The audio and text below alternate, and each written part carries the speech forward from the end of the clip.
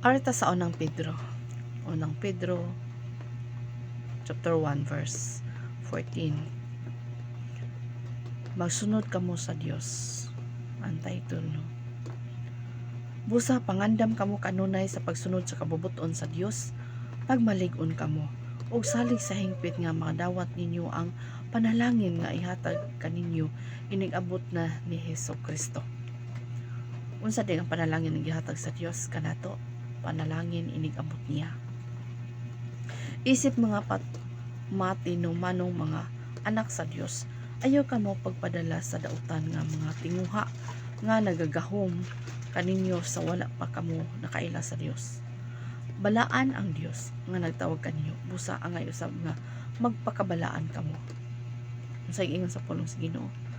Siya balaan mo na nga magpakabalaan po daw ta. Kaya nagaingon ang Dios sa kasulatan, magpakabalaan kamo tungod kay ako balaan. No, ibalik na po, no, magpakabalaan daw kita kay siya man balaan.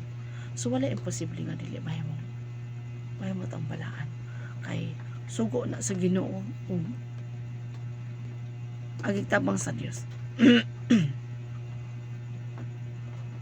Tabangan ta sa Ginoo.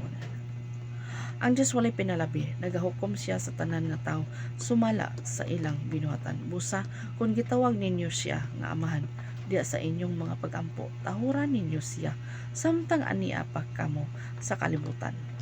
No? Ang Diyos daw ay pinalabi. Nga, naghukom siya sa tanang tao. Nga, tanang may binuhatan.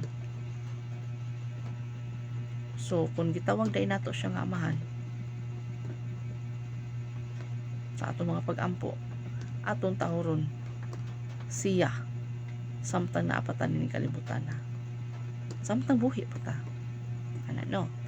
Nasayran usab ninyo kung unsa ang gibayad aron matubos kamo gikan sa pagkinabuhi walay pulos. No? Walay pulos, wala to'y pulos sa unang tong kinabuhi, no?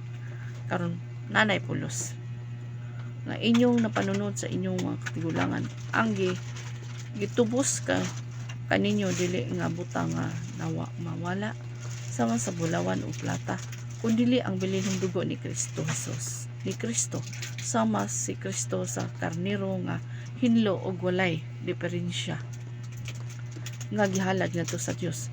Sa wala pa mamugna ang kalibutan, gipili na sa Dios si Kristo nga mahimong atong manluluwas karon lang ni ining ulahing mga adlaw.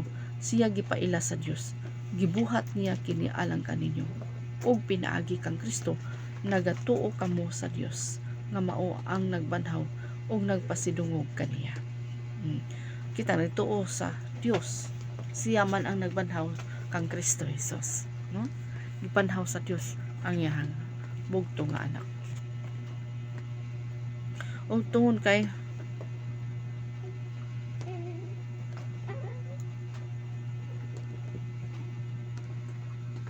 o pinaagi kang Kristo nagatuo kamo sa Dios nga mao ang Kristo, mao ang nagbanhaw ug nagpasidungog kaniya. Busa ang inyong pagtuo anaa sa Dios ug nagalaom kamo kaniya nga kamo banahon ug pasidunggan usab niya. So banahon ta sa Ginoo, banhaw sa Dios si Kristo ug kita usab banahon, no? Banahon kita. So ano lang, God bless.